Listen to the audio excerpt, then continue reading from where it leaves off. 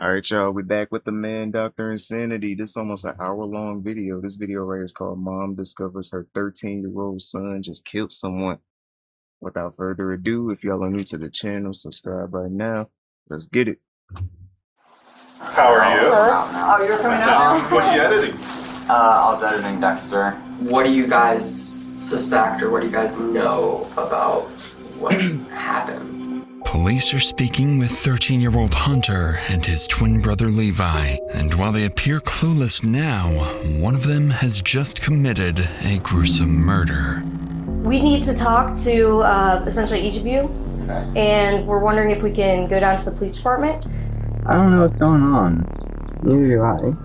As the weeks-long investigation continues, detectives discover that these are no ordinary boys. One of them has spent years obsessively researching serial killers like Ted Bundy. Now he believes he's executed the perfect murder and can outsmart police. But a series of childish mistakes would cause his violent fantasies to slowly come to light, leaving his family and the entire town in utter shock as the monster they feared turns out to be a 13-year-old boy. Find that fool.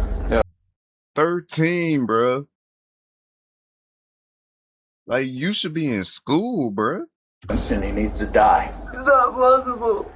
There has to be someone who planted evidence. What happens now? He's only 13. There's two types of people in this world. You've got monsters, you've got people who make mistakes. If it's a murder, then it would be a monster, right? All right, y'all. So I ain't gonna do too much pausing because this is a 59-minute video. So we just gonna let it ride out. So let's go.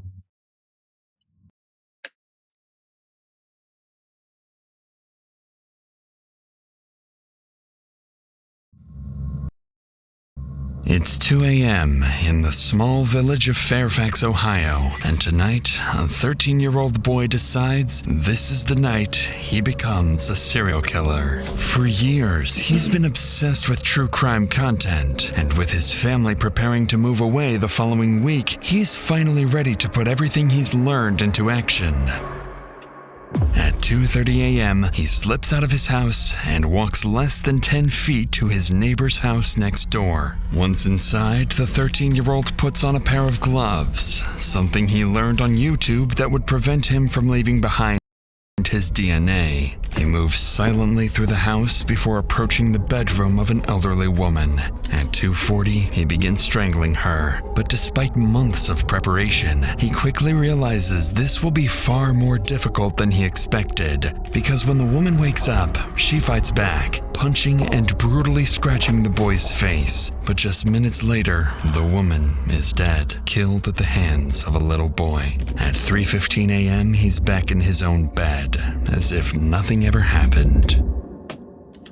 Back in his Look at this threat. He just looked like a threat.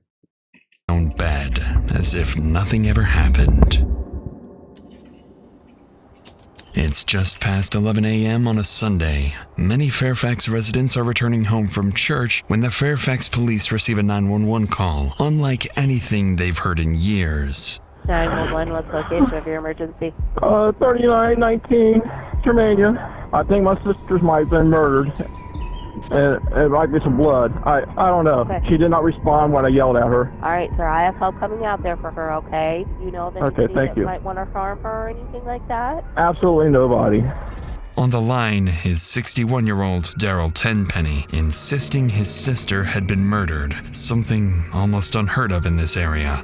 Moments later, first responders arrive at the house, unaware they are not only walking into a carefully staged crime scene, but that the killer is still nearby, watching police's every move. What? Yeah, let's go ahead and get it out. We'll do some confirmation stuff here.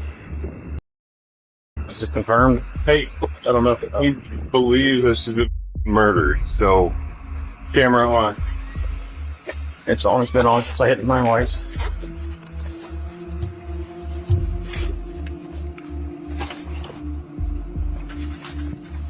Hold. Rigor. Just try to touch as least as you guys can. Do what you guys got to do. Yeah, no. So you have blood. Did he cover her up? I don't know. The dispatcher said that he found her with a pillow over top of her. I don't know about Peroxide and cleaning chemicals? That's different. A lot of cleaning chemicals. Pepto-Bismol. she drank it. I don't know. Well, let me go. You want the monitor? We have rigor.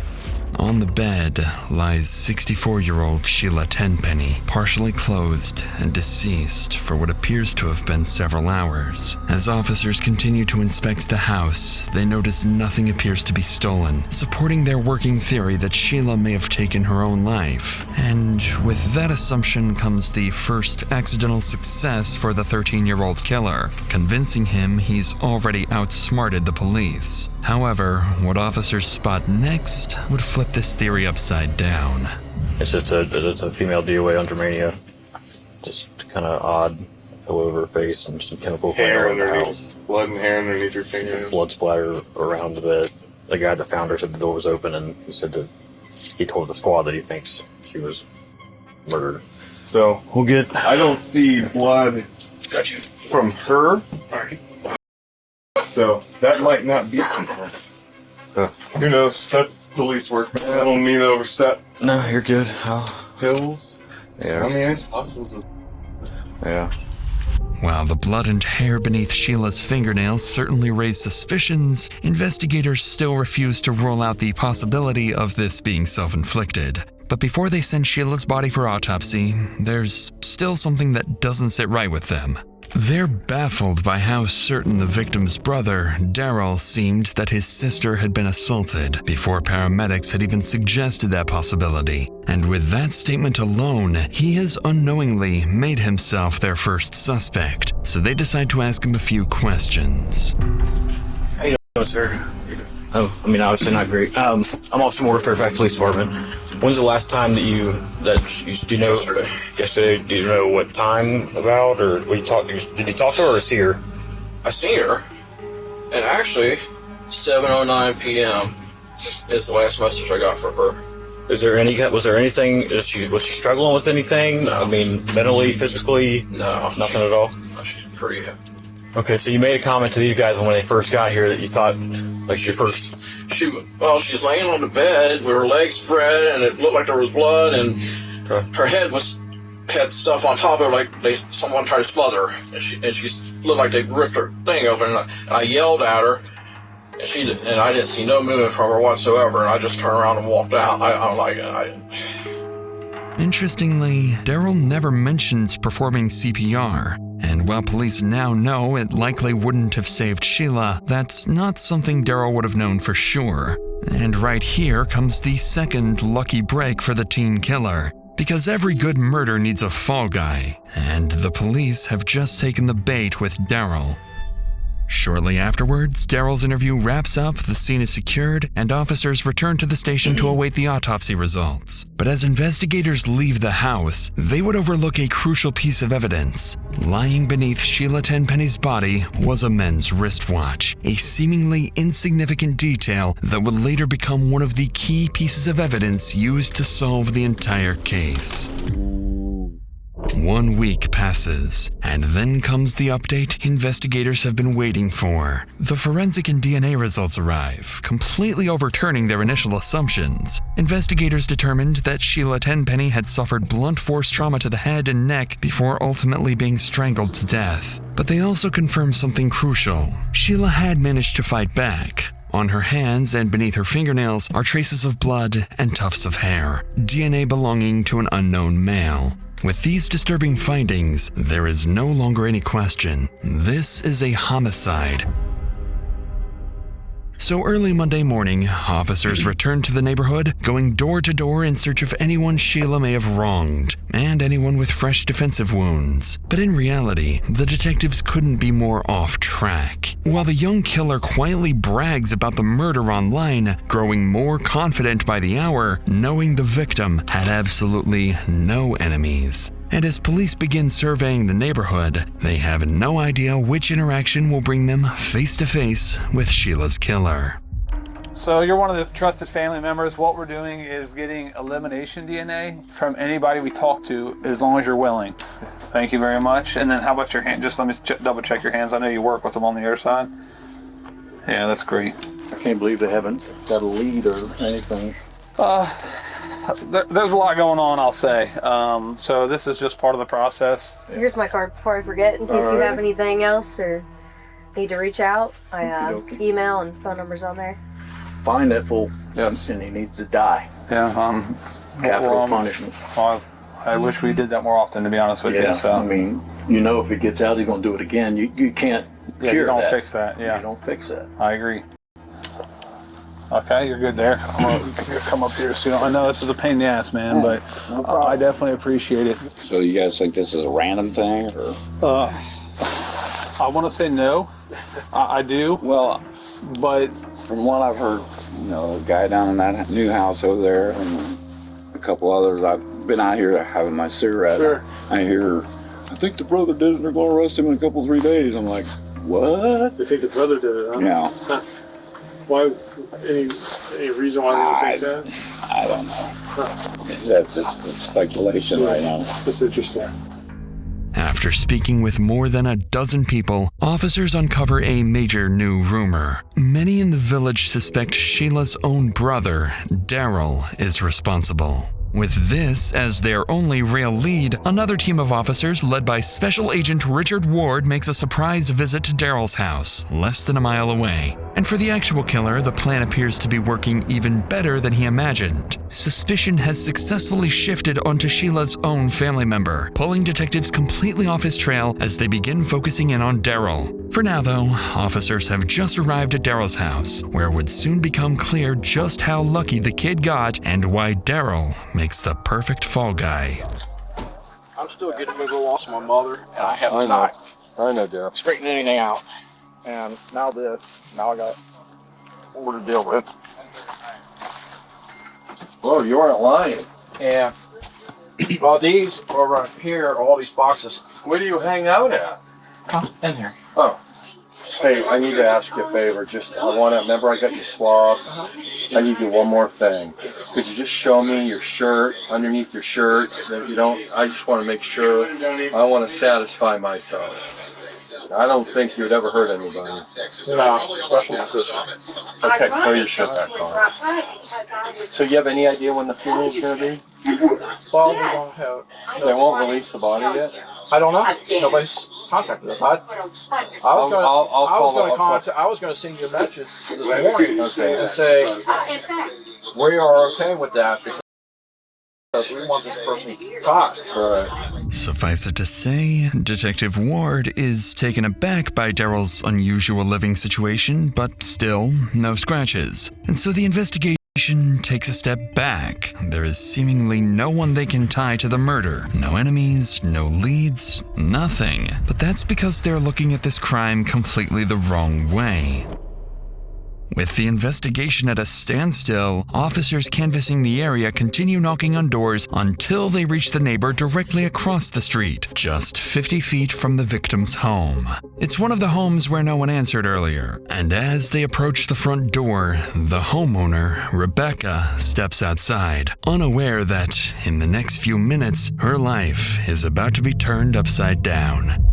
So I don't know when it actually happened. I know that we saw like the trucks or cars or whatever on Sunday.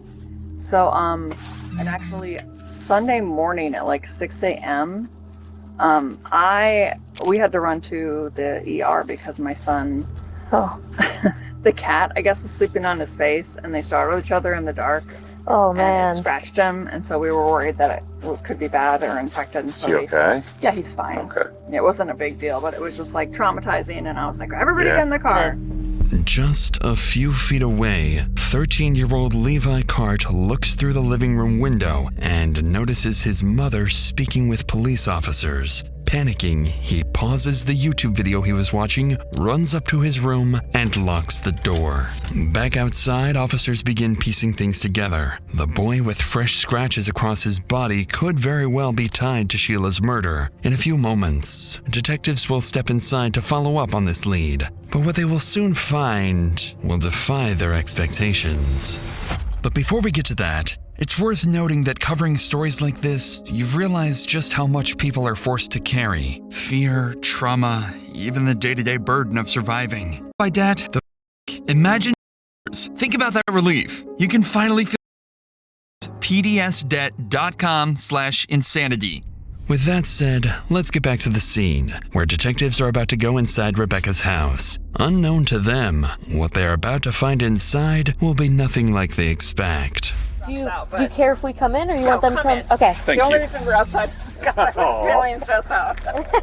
Alright, I do have 2 cats though, so. No problem. Come on in.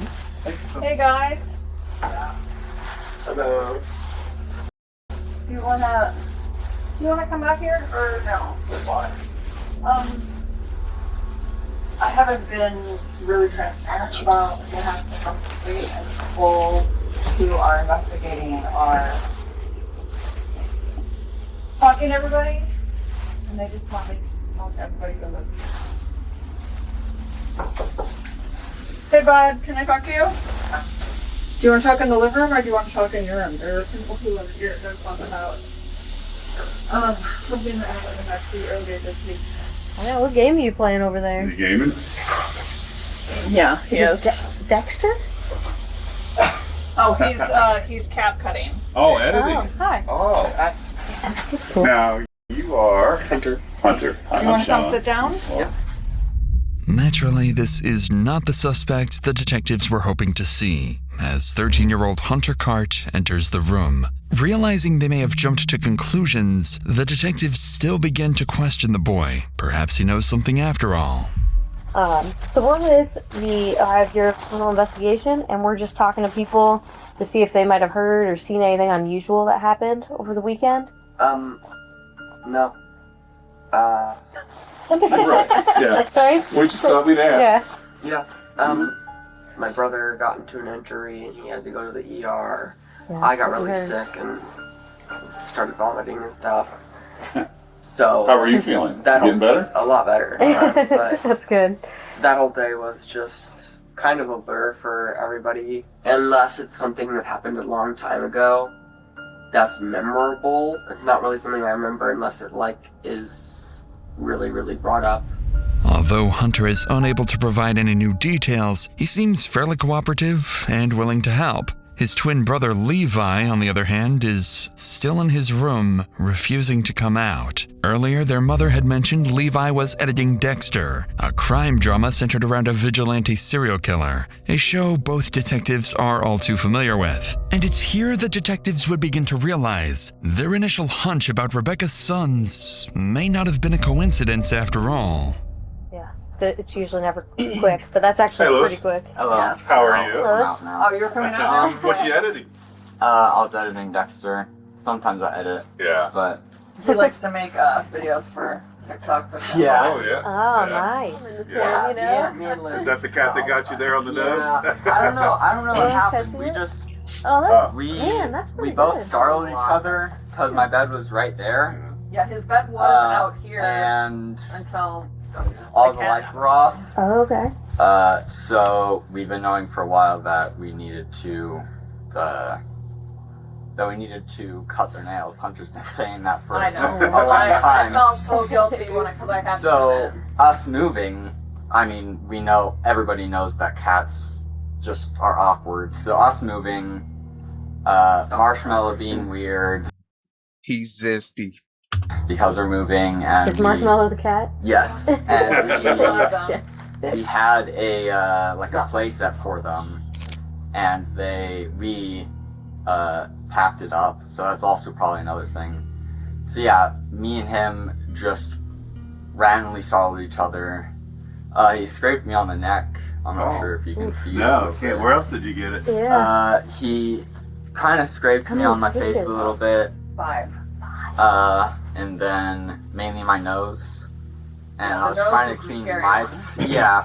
I was Yeah. trying to clean myself up. Yeah, it the was 5 like- stitches. It was pretty deep. Pretty deep. It hurts So when it goes there. we went back to the house after we got out of the doctor, and then that's when we saw the ambulances. I don't know, a lot of it's a blur because I tried to clean myself up, so I was distracted in the shower. Okay. Interestingly, both brothers used the same word, blur, when recalling the incident. And while traumatic events, even something like death of a neighbor, can affect memory, what catches officers' attention far more is the way Levi seems to over-explain what happened. He claims the deep scratches came from a fight with a house cat, something officers find difficult to believe given the severity of the wounds. So, with this in mind, detectives believe that despite their young age, the brothers have given them enough probable cause to take the next step.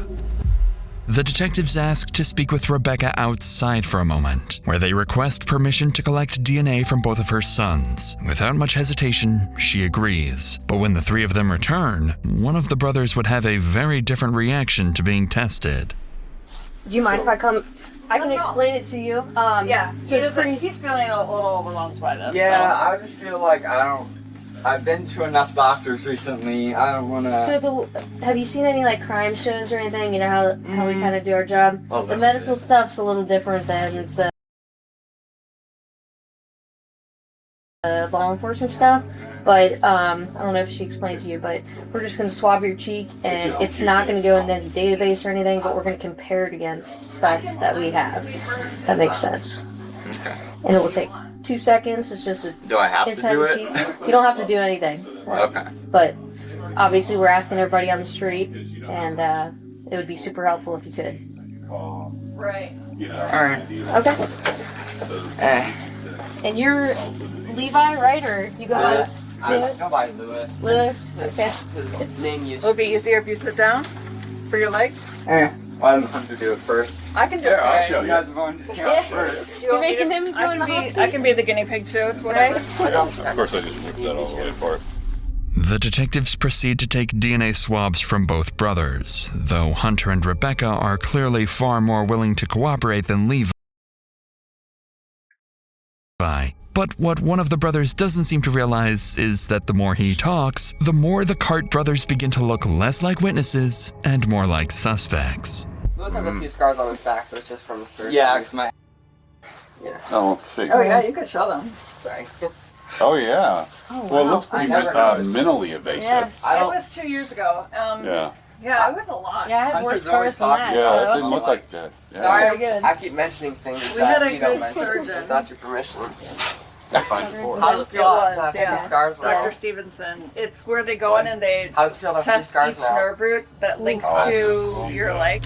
What do you guys suspect, or what do you guys know about what happened? Well, I can tell you this. It shouldn't have happened. And we need to figure out why it happened so that, hopefully we can keep it from happening again.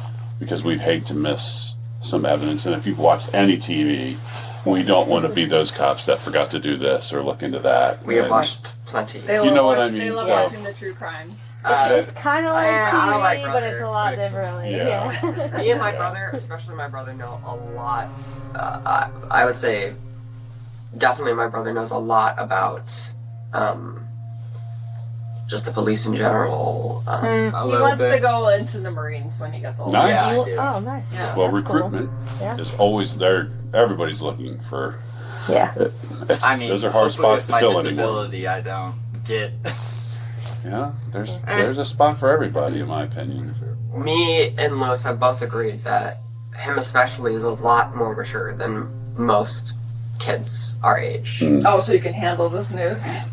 You guys are handling it pretty well. Yeah. Yeah. Strangely, Hunter continues offering interesting details without being prompted, insisting that the teen brothers are far more mature than most kids their age. And when he brings up Levi's injuries, Levi becomes visibly uncomfortable, giving his brother a long, chilling stare. By the end of the interview, the twins no longer seem like ordinary kids to the detectives. Their fascination with true crime, gory shows like Dexter, foggy memory, and, of course, the hard-to-explain cat scratches on Levi all point towards something deeply unsettling. With DNA collected, investigators return to the station to brief the sergeant on everything they've uncovered. Now all they can do is wait for the DNA results from Daryl, the Cart twins, and several neighbors and family friends to come back the following day. Still believing a deranged killer may be at work, investigators know that until he or they are caught, no one in this quiet village is truly safe. The next day, the DNA results finally come in, and investigators are stunned. Both of Rebecca's sons are a match, but that doesn't necessarily mean they were both at the scene. According to the forensic analyst, the lab cannot tell Levi's DNA apart from Hunter's, because identical twins share the same STR markers. Needless to say, investigators are now facing an extraordinarily rare problem. But even with these findings, detectives struggle to process the facts that the suspects are only 13 years old. Not only would they have to be deeply disturbed, but they would also need the physical strength to carry out a crime this violent. Then again, their age could also work in the investigators' favor. Teenagers are more likely to slip up, confess to friends or family, or leave evidence of their actions somewhere online. The problem is, detectives have enough probable cause for a search warrant, but not enough to formally detain Rebecca or either brother, something they absolutely cannot let the family realize. Nevertheless, they return to the family home, hoping they can persuade Rebecca to bring her sons to the station, allowing investigators to begin searching the house the moment they leave. But the situation is incredibly delicate. One wrong move could spook the family and shut down the entire investigation. Hello, back. Hi, we're back, yeah. How are you? You left your keys in the door. We just walked in the house. Do you need to come in? What's going on? Yeah, that'd be great. We have a couple things to talk about. Okay. Hi, guys. We just sat down to eat. What you guys get? Thanks. Do you just need me or? Yeah. So, Are all three of you here? are all three of you here? Yeah. Louis? You go Do I upstairs? need to be nervous? It's making me feel nervous. Relax, you're okay. You're good, yeah? You want to take a seat Yeah. somewhere?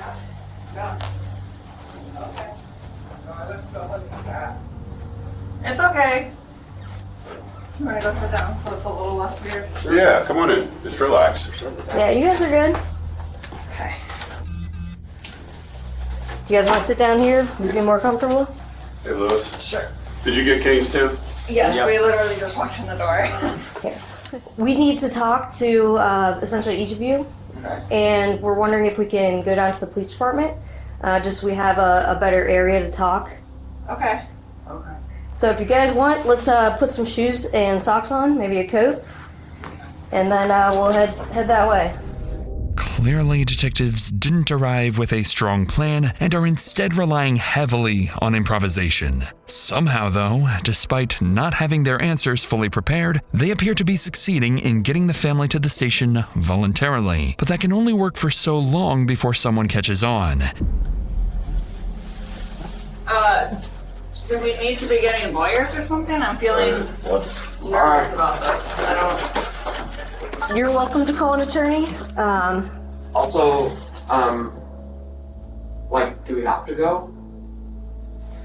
Is this like a right now thing, or is it We would like you to. Yes. It would make, you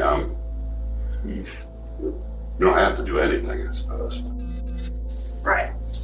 Okay. I don't know. I feel uncomfortable. I'm not. How about we get there, we can explain kind of what's going on, give you some more info, and you can always, Okay. Well, do you want to Have us explain explain what's some going more. on before we head out there? And do you mind if we do that outside? sure. Sure. You guys want to wait a second? Is that what you mean? Oh. All three of you outside, if possible. Okay. We need to go over some things in the neighborhood with you, ma'am. If we could go back to Fifth so we don't have to sit in the rain. Yeah. And we got some pictures I want to show you, and I'll show you and your sons. And there's a bunch of stuff we want to talk to you about. So, Okay. all right, you guys good? Are we under suspicion for something? Or We just want to talk to you. I think you guys could help us clear a lot of things up around here. So, okay. all right, let's go. Hey, John. Yes, sir. And he'll ride with you. Okay, that works. Before we get in, I just got to make sure there's nothing on you. It's going to stick me, poke me, cut me. Yep.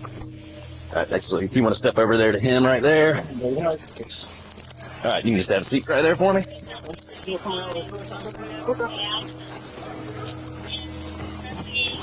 All right, do you have to put this on you for the whole 3 blocks we're driving? You probably report it, so. I mean, but there's nothing that we can't talk about. Yeah. I don't know what's going on. Neither do I. Well, very, very unexpected. My anxiety levels went through the roof. Oh. I don't know why there's so many, like, police vehicles either. Yeah, that's definitely what scared me. Seeing all the cops immediately pull up. Like, one person's there, didn't see that other cop pull up, and then I was just like, why are they... What's the reason I'm sure for it's, that? I don't know, maybe it's an intimidation tactic. I guess, but what? I don't know why are they they would trying to intimidate us. intimidate us? Right. Miraculously, despite the detectives' sloppy handling of the situation and Rebecca's growing skepticism, they still managed to convince the family to come to the station. For now, they've purposely kept the twins together, hoping the cameras might catch something incriminating. But the brothers have seen this tactic before and say nothing, foolishly convinced they're outsmarting the police. Investigators have also just confiscated their phones and obtained house keys from Rebecca, allowing them to begin searching the home for any evidence tying the boys to the crime. But despite these small victories, this is where detectives would face a major reality check about their strategy. Upon arriving at the station, the twins are quietly escorted through a separate entrance and separated from their mother. The twins don't seem particularly worried, calmly following detectives into the interrogation rooms. But for Rebecca, the situation is very different, because the moment she's finally informed that her sons are about to be questioned without her present, all hell breaks loose. I don't want food. I want to get us our lawyer and have my children stop being questioned without a lawyer present immediately. Okay. So let's make that happen. I don't know who's doing what where. Nope, but I can Yep. go get that figured out for you. It needs to happen right now. Yep. Okay, yeah, I'll go today. I got it. Then my slippers. We just got home from the doctor's office Those in look chains. so comfy. They are comfy. Amazon? Not, yeah. People are so against it. Really, I know you're being friendly. I need to know my children are not being questioned and that they have a lawyer. You didn't let us know that we were being detained. You're not being detained. You're free to go. No, you didn't let us know that you were detaining my children. They're free to leave. You did not. Right now? They're allowed to leave right now. Let's go. Right now. Right now. You said they're allowed to leave. Yes or no? You cannot take them.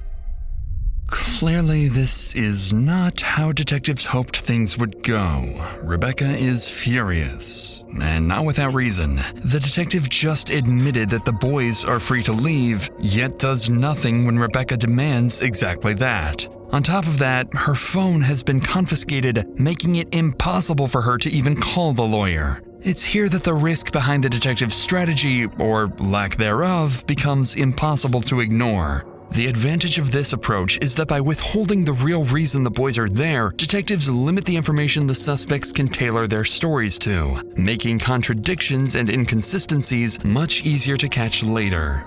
That said, when those suspects are minors and detectives need their mother's cooperation, this strategy can quickly backfire, undermining trust and damaging the legitimacy of the entire process. And unsurprisingly, Rebecca's outrage is only beginning as she storms out of the interrogation room in search of anyone willing to tell her what's really going on. Are you accusing them of murder? I am not. Is that why they're being detained? Because they're under suspicion for murder? They're questioning to find out if they know any additional details. How would they know anything? Unless you were accusing them of murder and you think that they murdered someone. So that's I'm saying this whole charade, the way we've gone about this and approached it and slowly showed things to me because I've asked questions and not because you were transparent, is not okay. It literally just says, we have the ability to search all of your belongings. It doesn't say... For what reason would they want to search your belongings? It says for murder. Because we're investigating the murder of the neighbor. Yeah, and my 13-year-olds have not murdered anyone. Okay, well, we're trying to find further information that was divulged yesterday to put the pieces together. So I'm not going to be told anything.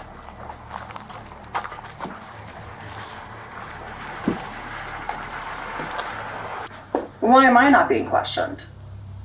We would love to talk to you if you would be willing to talk. I'm literally standing here waiting. Well, we were trying to talk to you, but you want to make phone calls This is real sus, bro. I ain't gonna lie. This is real sus. and do all those things. If you'd like to talk, we No, can talk. you're well aware. Hey. What's up? A lot. And nothing, because they're not telling me anything. Well, I would assume because I asked for a lawyer for the boys. He's saying because we talked yesterday. I'm asking him. Calm down. Sorry, I'm really worked up. I know. I understand. I understand. You have every right to be worked up. I'm just trying to sort it out. All right, I'll let you do So your thing. under what grounds are they being questioned? What prompted them? There was a to be murder brought that up? happened across the street. I understand that, but what specifically about our boys is causing you guys to bring them to the station for questioning? Those details I don't know, because those investigators know more about that than I do. Are you guys bringing in every neighbor to We did 25 yesterday. I know myself and another agent. to the station? Well, I don't know how many people got brought here. We're also doing a search warrant at the house too. So a judge has granted us search warrant for her house and who else? Well, the search warrant is for the house and the vehicle on the property. Our house and vehicle. Okay. Were there other search warrants for other Not that I'm aware neighbors? of. You guys are questioning two 13-year-old boys. Well, we're not. Someone is. You're absolutely correct. But I don't know. You know what I'm saying? I do. This is why we need our lawyer down here now. We need to make this happen. I don't have a phone. So this needs to happen on your end. Immediately. Whoever we call. After getting little to no answers from the detectives, the twins' father calls a lawyer, hoping he can intervene. But even with legal counsel now on the way, detectives press forward with the interviews, fully aware of the risk they're taking. At the same time, ever since the boys left with the police, a search of their home has been underway, and very soon it will begin yielding crucial evidence for the interrogations. As both brothers wait for their interrogations to begin, it quickly becomes clear that one of them is about to be treated very differently. Because Hunter had been significantly more talkative the day before, detectives opt for a more casual, friendly approach, and even his interrogation room reflects that. Levi, on the other hand, is placed in a cold, cramped room, subjected to the kind of interrogation tactics typically reserved for an adult suspect. Based on the scratch marks alone, detectives strongly suspect Levi is the killer, but there is still nothing ruling out the possibility that Hunter may have helped him, especially after learning that Levi has significant mobility issues. Now, with a lawyer on the way to the station and two furious parents pacing outside, the clock is ticking. So detectives split into two groups to question the boys simultaneously. And as the questioning begins, Hunter's interview escalates far quicker than expected, because there's something he needs to get off his chest. Just so you know, I don't feel pressured doing this. You don't? Of course I feel a little pressured, but I don't feel like I have to sign those. Okay. I just know it's more suspicion is put on me if I don't answer any questions. So. Yeah, we're here to talk, ask questions, get your story. I know you told Lauren a little bit. Can I say something? Yeah. I want to say, I don't think my brother would be able to do anything like that. But because that day he got scratches on his face, because of that day it all seems like a very wide coincidence, because of course his cat was his face was scratched by a cat. We talked about it, and it certainly looks like Lewis has the coincidences are there.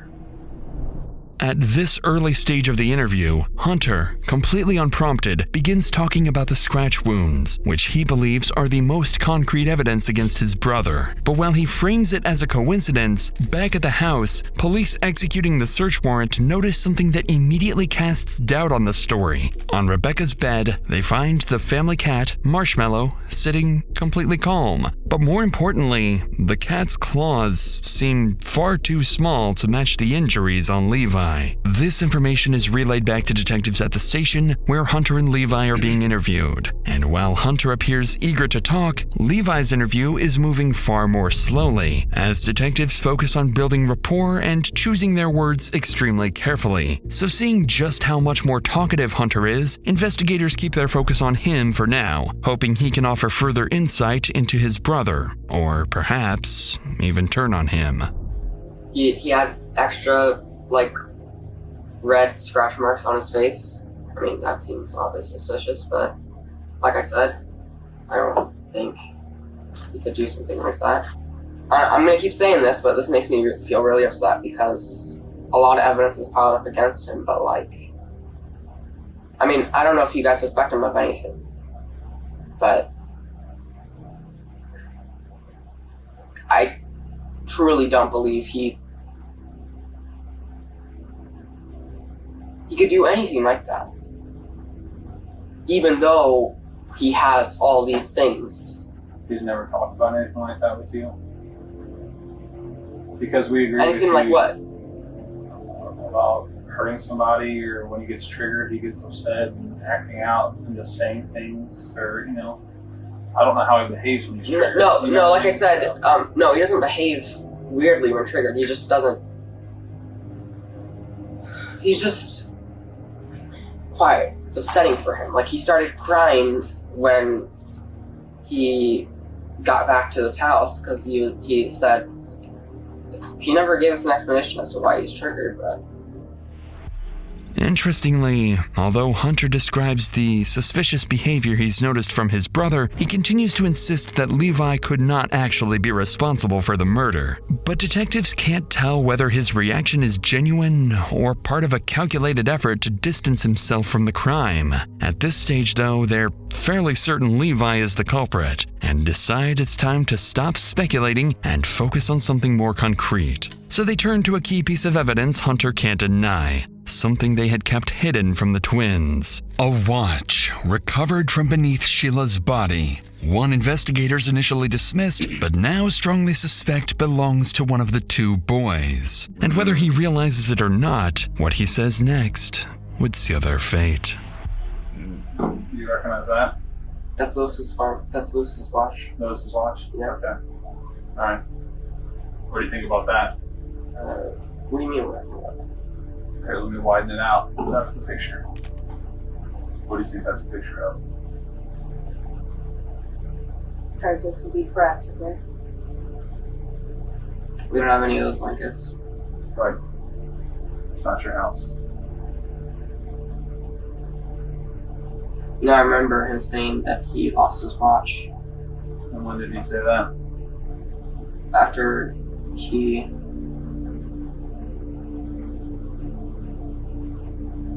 After he got home. Also, I'll show you one more picture. he sounded, the way he said, I don't know where my watch is. I don't feel a person would say that.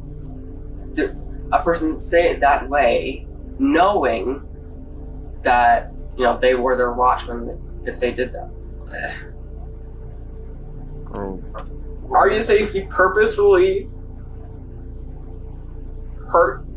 We don't know what his purpose was. We just Is know there- he made a mistake. How would he even do that?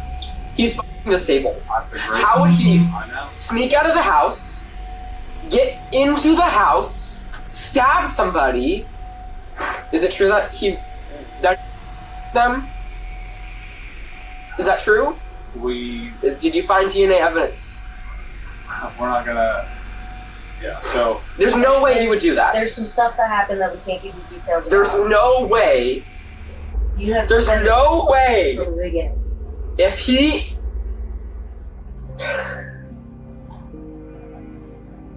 There's no way. What the hell? It's not possible. There has to be someone who planted evidence. There has to be some misunderstanding. At the thought of his own brother being responsible for the murder, Hunter appears to completely break down. Detectives realize he's now too emotional and overwhelmed to provide any more reliable information, so they decide to end the interview. Despite failing to secure a confession and not fully ruling him out as a suspect, still, they've learned something important. More insight into Levi and confirmation that his watch was indeed at the scene.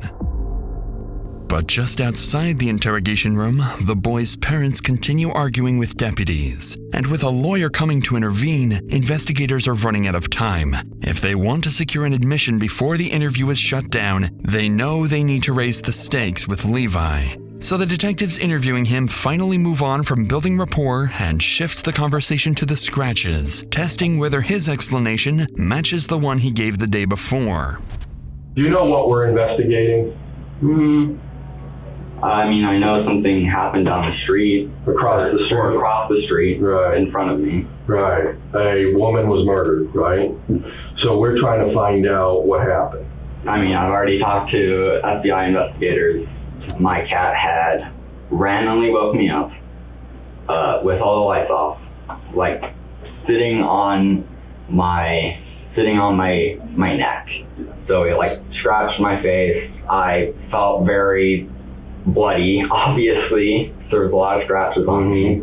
Usually, because of my disability as well, I use like a shower chair. Yeah. Because I can't really stand for that long without getting like super fatigued and falling or just like walking around for too long. I didn't use the shower chair because I didn't want to make a bunch of noise and make anybody up. Right. So I ended up literally falling. And I fell and like hit my head on the shower hose. Where'd you hit it at? I think like around here, like right here. Jeez. So I don't know. Did that cause you to bleed more? Yes. As Levi once again over-explains the incident, detectives notice he makes a point of emphasizing that the injuries became worse after he slipped in the shower. But something else in Levi's account immediately stands out. After mentioning his medical condition, detectives recall reviewing his records and discovering that Levi has cerebral palsy. This brings the detectives back to an earlier question. Not only is Levi just 13 years old, but his disability raises serious doubts about whether he was even physically capable of carrying out such a violent attack on his own, especially considering Sheila fought back. Investigators know Hunter is physically stronger, has no disability, and shares many of the same interests in true crime as his brother Levi. At this point, detectives are realizing they may have prematurely cleared Hunter, treating him more like a witness than a suspect, and in doing so, may have lost their chance to implicate him. But with the pressure mounting on Levi, this may be the perfect opportunity for him to turn on his brother. And for the first time during his interview, the bond between the twins is about to be truly tested. We get in like 15 minutes later, Mom starts seeing a bunch of sirens outside, and she opens the window and she's like, "Oh my God, something happened to Denise." And me, already in a panicked, weird state, I kind of started feeling emotionally triggered. And when she said there was a bunch of ambulances outside, I started to freak out even more. I just felt even worse because Mom had said that something had happened to Denise, our neighbor, right in front of us. And I started feeling even worse. Just to the fact that the same night that something happened or something like that had happened, that I had an injury of my own. Although Levi never directly blames his twin brother for the murder, he seems more focused on how bad the situation already looks for him. And as the interview continues, it would only get worse. because detectives begin receiving critical updates from the house search that is still ongoing, and officers have started uncovering disturbing items. Inside Levi's bedroom, officers recover a journal containing violent writing and repeated references of wanting to kill someone. They also uncover a growing obsession with serial killers, books, online content, and material saved focused on infamous murderers, and in particular, Ted Bundy. Detectives begin to realize this was far more than just a morbid curiosity. Over time, what began as an interest in true crime had evolved into something far darker for Levi, and now detectives are left trying to determine whether this interest in violence had consumed them both. Because Levi and Hunter are twins, the blood DNA recovered at the scene is consistent with both of them, something detectives choose to intentionally keep from Levi. Instead, they plan to tell him that the DNA points specifically to him, hoping this pressure will make him crack. But if Levi is the criminal genius he thinks he is, he will easily be able to see through the detective's bluff. So, you said you've never been in Denise's house, never been... Okay. Do you know what DNA is? You ever heard of it? I've heard of it. Okay. So we're trying to figure out, and I want you to help me explain this, okay, why your blood would be in Denise's house. That's what we're trying to figure out. Well, I'm not sure. Because, I don't know, like, how is it my blood? Like... that's what we're trying to find out. Because I don't know why it would be in my house. It's I not mean, in her house. Yeah, that's what we're trying to figure out. That's why we're even here right now. Oh. Remember we got those swabs from you? Mm-hmm. Well, we compared that to the blood in the house, and it's not only her blood, it's your blood mixed in with it. Wow. Through DNA testing. I don't know what explanation I could give you, or even come up with.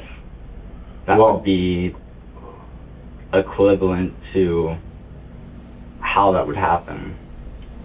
There's only one person here that knows, and that's you. How do you know that? Because there's no other way that part of you can be in that house without you never being in there. I can agree with that. Right? So that's why I just need an explanation as to how. I'm just trying to wrap my brain around it. You know? Well, I have to wrap my brain around it first. Yeah, so that's we need to wrap it around together. You know? Can you help me with that? I can, if you help me. I can help you if you help me. How do I help you? By telling me the truth. I told you the truth, though. I don't think you're telling me all the truth. What? But I'm not lying. Well, I think you're about how you get hurt. We have your blood in her house, and we're trying to figure out how it got there. That's the bottom line. Well, that's the bottom line. I mean, truly. Get my blood from somewhere? We don't need your blood. We got swabs. I just mean, like, did somebody put my blood in that house for a reason? Oh, like, I don't know. Would you tell me? Would they? I didn't put your blood there. I don't have any enemies. I didn't put your blood there. I mean, I'm only 13. I don't know why anybody would put my blood in a house, but I mean, who knows? Is there any more questions you have for me, or like what? Well, I want to get past this, and we're not getting past it. You don't know, I don't know. So we're not resolving anything. Well, I'm not sure if we can resolve it if I don't know and you don't know. Does you know?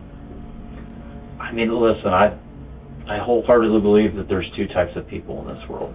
You've got monsters, you've got people who make mistakes. I think I disagree with that personally.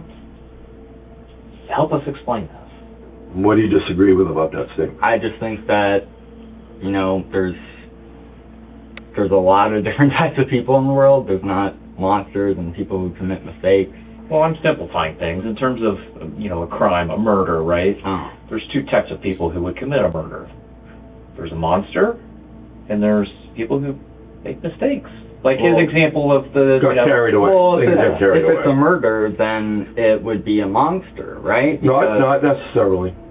You don't think so? No. Still believing he's in control of the situation, Levi never asks for a lawyer or even his mother, and unsurprisingly, fails to catch the detective's bluff about his DNA. But while Levi remains convinced he's outsmarted the police, he has no idea that while the evidence uncovered in his room is already damning enough, what detectives are about to find on his phone will destroy any chance of walking free. Because before long, detectives would receive the final and most crucial breakthrough in the investigation. After searching the brothers' phones and social media activity, it begins to uncover a disturbing picture.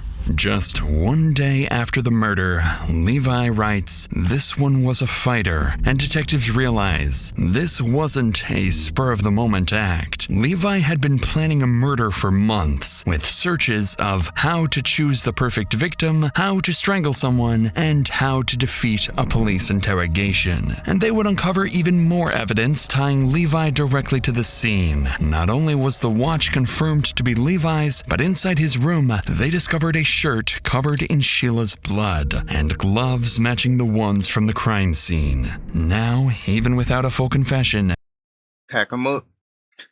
That's all we needed to see right there. Pack him up.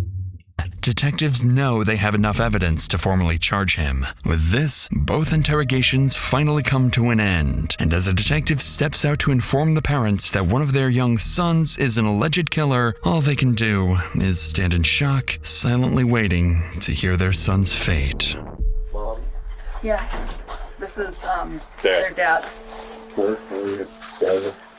I'm Special Agent Ward with Beast Bureau Criminal Investigation. We see two of my colleagues here, my other colleague.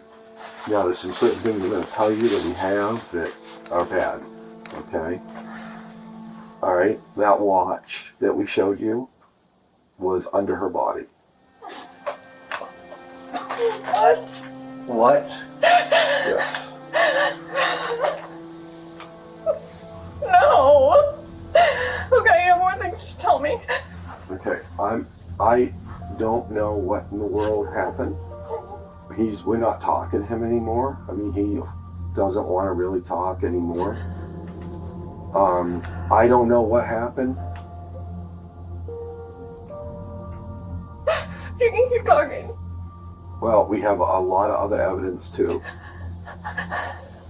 I'm just trying to figure out what in the world happened. I don't know. No. No.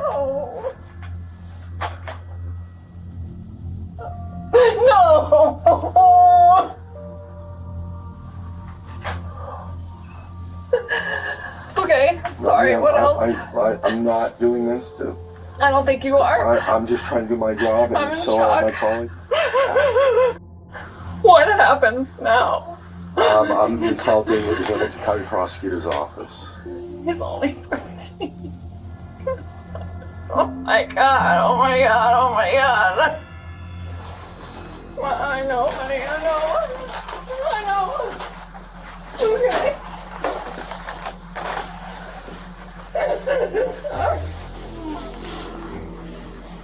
No, it's not true. No.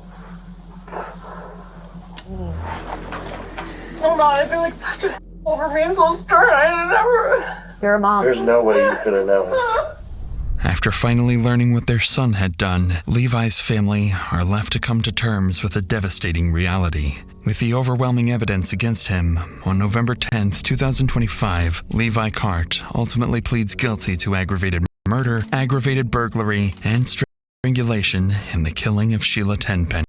And because of his age, Levi receives the maximum sentence allowed under juvenile law. He will remain in a juvenile facility until he turns 21, meaning law. He will Hold on, y'all. I don't know what just happened. remain in a juvenile facility until he turns 21, meaning he is expected to be released in 2033. But for Sheila, 21, I'm bad, y'all. We're gonna run this back. It's guilty to aggravated murder, November 10th, 2025, Levi Cart ultimately pleads guilty to aggravated murder, aggravated burglary, and strangulation in the killing of Sheila Tenpenny. And because of his age, Levi receives the maximum sentence allowed under juvenile law. He will remain in a juvenile facility until he turns 21, meaning he is expected to be released in 2033. But for Sheila's family, Really? Wait, really? juvenile law. He will remain in a juvenile facility until he turns 21, meaning he is expected to be released in 2033. Man, hell no, bruh. He 13 years old, bro. Give him life. God damn it. I don't care.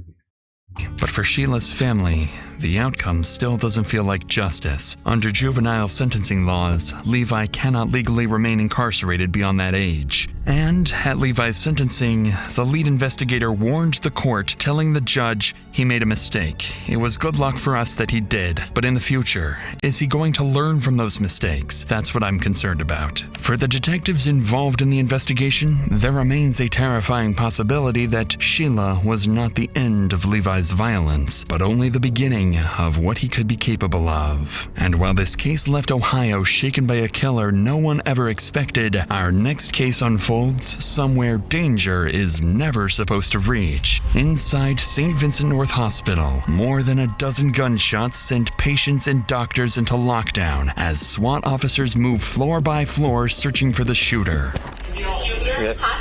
Doors open. What is this? This way. That way. Just go that way. With one person already dead, more than 70 rooms, and a maze of hallways to secure, police are forced into an intense race to stop the gunman before he finds another victim. To watch this exclusive Dr. Insanity episode, along with 3 more episodes from our new Tubi series, click the link below and check it out now for free on Tubi.